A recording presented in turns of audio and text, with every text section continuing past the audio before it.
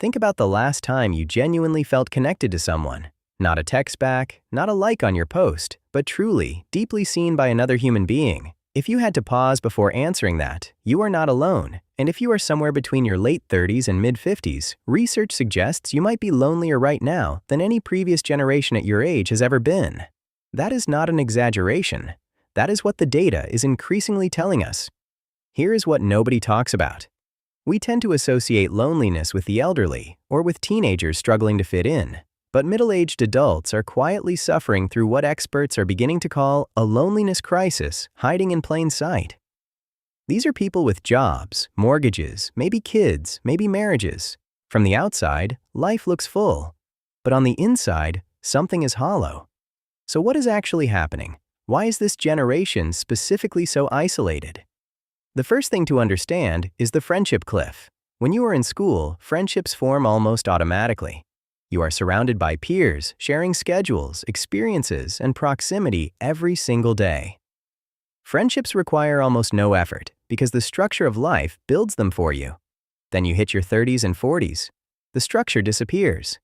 You have to actively pursue connection, and nobody taught you how to do that as an adult. Most people simply stop trying. There is also a massive shift in how we socialize overall. Physical community spaces have steadily eroded over the past few decades. Local gathering spots, religious institutions, civic organizations, neighborhood culture, all of it has shrunk or transformed. What replaced them was the internet, which promised connection but often delivered something closer to performance. You are not connecting on social media. You are broadcasting and watching other people broadcast back. That is fundamentally different from genuine human closeness.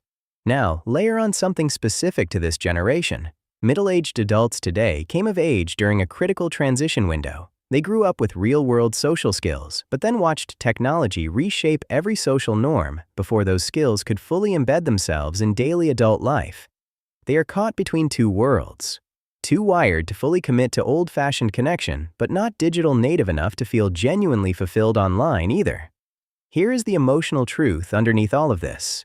Loneliness at middle age hits differently than at any other time. When you are young and lonely, you tell yourself it is temporary, things will change, life will open up.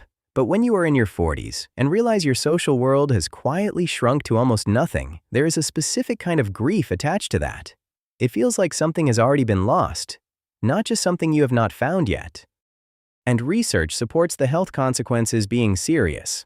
Chronic loneliness at this life stage is linked to increased risks of cardiovascular problems, cognitive decline, depression, and significantly shorter lifespans. One widely cited comparison suggests that prolonged loneliness can be as physically damaging as smoking around 15 cigarettes daily. The body keeps score of disconnection. What makes this even harder is that middle-aged adults rarely talk about their loneliness. There is an unspoken pressure at this stage of life to appear established, settled, and self-sufficient. Admitting you are lonely feels like admitting failure somehow, like you did something wrong with your life. So people keep quiet, and the isolation compounds. Job instability and economic pressure add another layer. When financial stress dominates your mental bandwidth, emotional needs get pushed to the bottom of the priority list. Maintaining friendships requires time, energy, and often money. When those resources are stretched, social connection becomes a luxury people unconsciously sacrifice first. So what can actually help? The answer is probably simpler and harder than you expect. It starts with honesty. Acknowledging to yourself that you are lonely is genuinely the most difficult step, and also the most necessary one.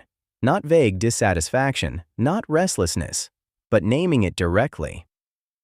After that, it is about lowering the bar for what meaningful connection looks like. Most people wait for the perfect circumstances to reconnect or reach out. They wait until things settle down, until life slows, until the right opportunity presents itself.